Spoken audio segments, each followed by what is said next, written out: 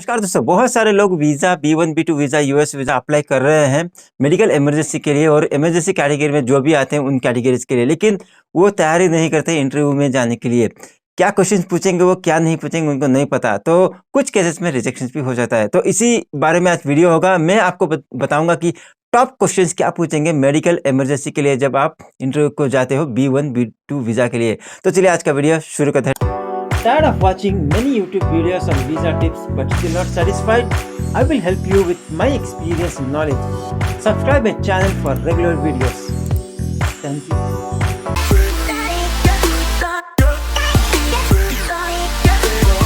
दोस्तों, सबसे पहला क्वेश्चन ये हो सकता है कि what is the purpose of your visit to United States. आप यूएस जाके क्या करेंगे वो आपको क्लियरली बताना पड़ेगा। दोस्तों, आपको बताना पड़ेगा कि या आपका ट्रीटमेंट के लिए जा रहे हो या फिर आपके फैमिली मेंबर के ट्रीटमेंट के लिए जा रहे हो, क्लियरली बताना पड़ेगा।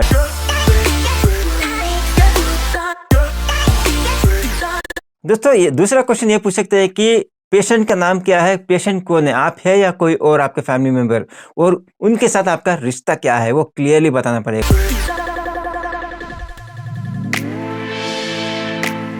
दोस्तों, अगला सवाल, अगर आप पेशेंट है तो आपका ट्रीटमेंट होगा और आप पेशेंट नहीं है उनके साथ जा रहे हैं एज ए फैमिली मेंबर, वो पूछ सकते हैं कि what is your role in US when you are going to US with your patient. ठीक है, मतलब पेशेंट के साथ जब जाओगे, जब साथ में रहने के लिए आपका रोल क्या होगा, आपको ये क्लियरली बताना पड़ेगा कि आप पेशेंट को टेक केयर करेंगे पर्सनली और पूरा रिस्पॉन्सिबिलिटी आपका होगा, फाइनेंस से लेकर मतलब मेडिकल डॉक्यूमेंटेशन से लेकर हॉस्पिटल और हॉस्पिटल अथॉरिटी और डॉक्टर से लाइसेंस करने का। तो ये भी पूछ सकते हैं कि सेंटर में सवाल कि ये ट्रीटमेंट क्या है, किस चीज़ का ट्रीटमेंट आप जा रहे हो यूएस में, किस फलाना डिजीज के लिए जा रहे हो, मतलब तो आपको बीमारी के बारे में थोड़ा सा ज़्यादा बताना पड़ेगा। हाँ, यह नहीं कि आपको मेडिकल टर्म्स में बताना है, ज़रूरी भी नहीं है। जो लेमन लैंग्वेज में, जो साधारण लैंग्वेज में है, वो एक लाइन पे आपको बताना पड़ेगा।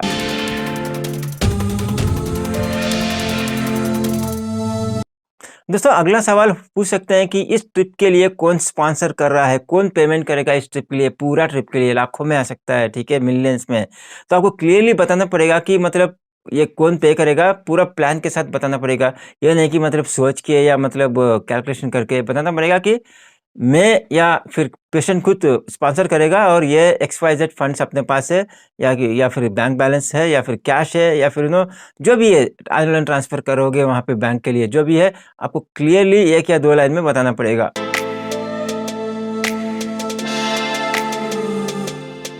और दोस्तों, आपको ये भी पूछ सकते हैं कि where is a hospital in US, which hospital you are going for the treatment और where are you going to stay. आपको क्लियरली बताना पड़ेगा कि यूएस में आप कहाँ पे रहने वाले हो, किसी रिश्तेदार के घर, किसी फ्रेंड के घर या फिर हॉस्पिटल में ही, क्वार्टर्स में या कहीं पे, क्लियरली बताना पड़ेगा।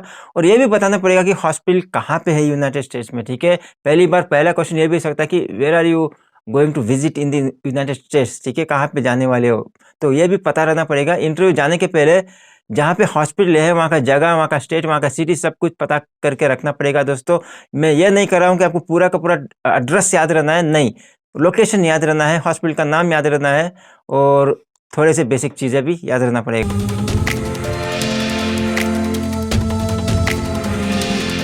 अगला सवाल हो सकता है कि how many days you are going to stay in the United States. So आपको ये बताना पड़ेगा कितने दिन आप यूएस में रहोगे, मतलब आपको ये बोलने के पहले इंक्लूड करना पड़ेगा कि ट्रीटमेंट डेट्स भी इंक्लूड करना पड़ेगा।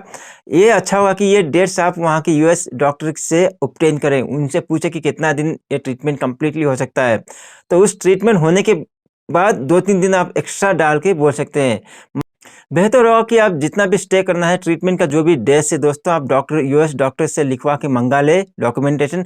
उस डॉक्यूमेंट के जरिए ही आप बताइए कि जितना भी डेट डॉक्यूमेंट में लिखा है, अगर 2 हफ्ते का ट्रीटमेंट है, कंप्लीट ट्रीटमेंट, आप कॉन्सुलेट ऑफिसर को बताइए कि 2 वीक्स का ही ट्रीटमेंट है, so we are going to stay in US only for 2 weeks, as soon as the treatment is over we are going to come back. उनको बताया कि जैसे ही ट्रीटमेंट खत्म हो जाएगा आप तुरंत इंडिया वापस आ जाओगे। दोस्तों, मैं यहाँ पे इंडिया रेफर करूँगा एज ए होम कंट्री, लेकिन आप रिप्लेस करते सकते हो, किसी भी कंट्री में आप हो तो वो रिप्लेस कर सकते हो।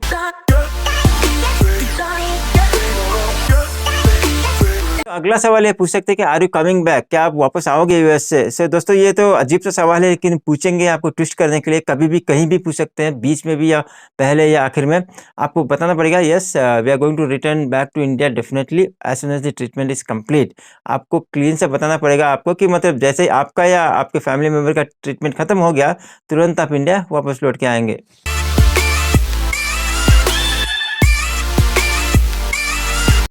दोस्तों अगला सवाल बहुत ही इंपॉर्टेंट है दोस्तों। मैं चाहता हूं कि ये सवाल का आंसर आप भी तय कर लें, प्लस आपके इंडिया में जो डॉक्टर है उनसे भी बात करके ऑप्टेन कर लें। यह पूछ सकते हैं कि ये जो ट्रीटमेंट है जो आप यूएस जाना चाहते हो वो इंडिया में क्यों नहीं हो सकता, इंडियन डॉक्टर या इंडियन हॉस्पिटल में क्यों नहीं हो सकता। वो ये दोस्तों इसका जवाब आपको यह क्या 2 लाइन में क्लियरली कन्विंसिंगली बताना पड़ेगा कॉन्सुलेट ऑफिसर को। या थोड़ा भी डाउट आ गया तो वो डिनाई कर सकते हैं। आपको क्लियरली बताना पड़ेगा कि ये ट्रीटमेंट इंडिया में क्यों नहीं हो सकता, क्यों यूएस में ही हो सकता है। तो दोस्तों मैं क्वेश्चन आंसर बहुत दोनों बता रहा हूँ, किसी किसी क्वेश्चन का आंसर नहीं बता रहा हूँ क्योंकि आपको पता होगा। कहीं पे मेरे को लगे कि आंसर देना पड़ेगा, मैं थोड़ा देने की कोशिश करूँगा। दोस्तों इस केस में आप बता सकते हो कि मतलब ये XYZ ट्रीटमेंट जो है मतलब ये स्पेशलाइज्ड इंडिया में है लेकिन उस लेवल का नहीं है, अभी तक पहुंच नहीं है। या फिर हो सकता है कि कुछ टेक्नोलॉजी मतलब मशीन्स इंडिया में अवेलेबल नहीं है, ये सिर्फ अवेलेबल है यूएस में कुछ हॉस्पिटल्स में, वो स्पेशलाइज्ड हॉस्पिटल का नाम बताना पड़ेगा। अच्छा भी हो सकता है कि डॉक्टर का भी नाम बताएं। तो ये थोड़ा सा स्ट्रॉन्ग रीजन देना पड़ेगा कि क्यों इंडिया में नहीं हो सकता है। दोस्तों ये मैंने एग्जांपल दिया मशीनरीज और टेक्नोलॉजी का, लेकिन आपको और भी रीजंस ढूंढना पड़ेगा। आप बेहतर होगा कि इंडियन डॉक्टर है जो ट्रीटमेंट कर रहा है इंडिया में, उनसे पूछे, वो बताएंगे।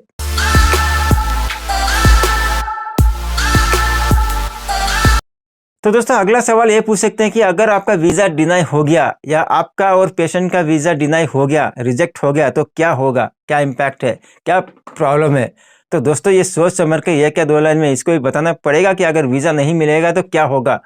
ये बोल सकते हैं कि मतलब ये ट्रीटमेंट नहीं होगा, ट्रीटमेंट रुक जाएगा। हो सकता है कि इंडिया में वो ट्रीटमेंट कंप्लीट ना हो, इसके कारण पेशेंट को दिक्कत हो सकती है। ये भी हो सकता है कि उसका लाइफ को भी डेंजर हो सकती है। तो आपको ये थोड़ा सा रीज़न बताना पड़ेगा, मतलब उसको यहाँ पे इम्पोर्टेंस ज़्यादा डालना पड़ेगा कि मतलब ये ट्रीटमेंट होना ही है, इमीडिएटली होना ही है, और ये ट्रीटमेंट सिर्फ होगा यूएस में और कहीं नहीं हो पाएगा। ये भी बोल सकते हैं कि वो यूएस में ही क्यों, why can't you do this treatment in London, why can't you do this treatment in Malaysia, etcetera etcetera. कुछ भी कई भी कंट्री बोल सकते हैं। ये इसके लिए तैयार रहना। दोस्तों मैं एक बात बोलना चाहता हूँ, बहुत पहले भी बोला था, जो मैं क्वेश्चन आंसर दे रहा हूँ ये जरूरी नहीं कि इसी में से आएंगे। 80% इसमें से आएंगे दोस्तों। 20% ऐसे क्वेश्चन होंगे जो आपने सोचा भी नहीं होगा, मैंने बोला भी नहीं होगा। जैसे एग्जांपल बोल सकते हैं कि यूएस में ही क्यों ट्रीटमेंट होना है, ये दुनिया के और कंट्रीज में क्यों नहीं हो पाएगा, उसका भी आंसर आपके पास रहना पड़ेगा। आपको तुरंत ये बोलना पड़ेगा कि ये फैसिलिटी मैंने पूरा रिसर्च किया था, बहुत टाइम दे के रिसर्च किया, लेकिन मुझे ये ट्रीटमेंट के लिए इक्का दुक्का ही हॉस्पिटल मिले वर्ल्ड वाइड में, और मुझे लगता है कि जो यूएस में ये हॉस्पिटल है, हॉस्पिटल का नाम लेके बोलना कि ये प्रॉपर हॉस्पिटल है इस ट्रीटमेंट के लिए। तो कॉन्फिडेंटली ये बोलना पड़ेगा दोस्तों आपसे।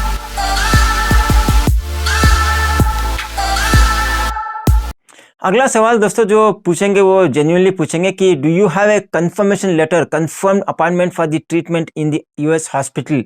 तो ये आपको बताना पड़ेगा कि दोस्तों यूएस हॉस्पिटल में आपको confirm date, confirm treatment plan पक्का है आपके पास। अगर विदाउट प्लान बोलेंगे, आप जाएंगे, आप बोलेंगे कि यूएस जाऊंगा मैं और वहाँ पे हॉस्पिटल लूँगा, डॉक्टर से मिलूंगा, वहाँ पे छानबीन करके करूँगा, रिजेक्ट कर देंगे आपका वीज़ा। आपको क्लियरली बोलना पड़ेगा यस अपने पास पूरा प्लान है, we have already confirm plan, ये प्लान है, इस डेट में ट्रीटमेंट होने का प्लान है और इतना दिन का ट्रीटमेंट है, इतने दिन के बाद हम वापस आएंगे इंडिया में, and this are the documentations. ठीक है दोस्तों, मैं डॉक्यूमेंटेशन के लिए ये क्या बोलते हैं US B1 B2 visa under emergency category for medical treatment, इसके लिए जो डॉक्यूमेंटेशन होता है उसके लिए अलग वीडियो बनाऊंगा दोस्तों, इसमें डिस्कस नहीं करूंगा। जब आप इस सवाल का आंसर देंगे कि कंफर्म्ड ट्रीटमेंट प्लान है दोस्तों, आपको डॉक्यूमेंटेशन सपोर्टिंग भी अटैच करना पड़ेगा, या तो वहाँ पे सपोर्ट के लिए रेफर करना पड़ेगा। ठीक है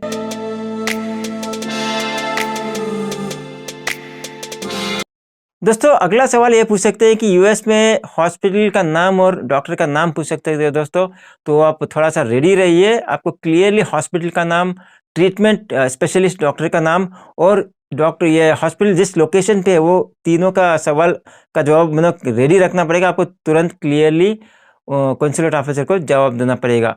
ऐसे ही दोस्तों ये क्रॉस वेरीफाई कर सकते हैं, मतलब आपसे ये पूछेंगे कि इंडिया में कौन सा हॉस्पिटल है, उस हॉस्पिटल का नाम लेना पड़ेगा और इंडिया में जो ट्रीटमेंट डॉक्टर है उन डॉक्टर का नाम और थोड़ा सा डिटेल भी देना पड़ेगा, ठीक है। वो ये नहीं पूछेंगे कि व्हाट काइंड ऑफ ट्रीटमेंट, ये इतना डिटेल नहीं पूछेंगे, ये पूछ सकते हैं कि क्या किस किस्म का बीमारी है, आपको एक या दो वर्ड में उसका भी बताना पड़ेगा।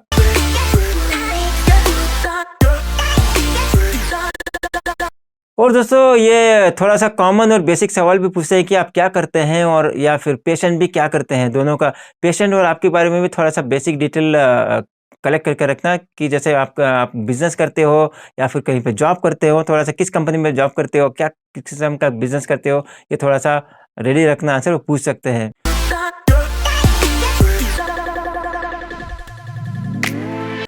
दोस्तों अगला सवाल ये भी पूछ सकते हैं कि क्या आपने इससे पहले भी यूएस में ट्रीटमेंट किया था, या फिर क्या आपके पेशेंट ने इससे पहले भी यूएस में ट्रीटमेंट किया था। अगर किया था दोस्तों छुपाना मत, क्लियरली बोलना था कि हाँ किया था, इस फलाने डेट में फलाने ईयर में किया था। अगर नहीं किया तो सीधा बोलना कि नहीं नहीं किया था, सिंपल।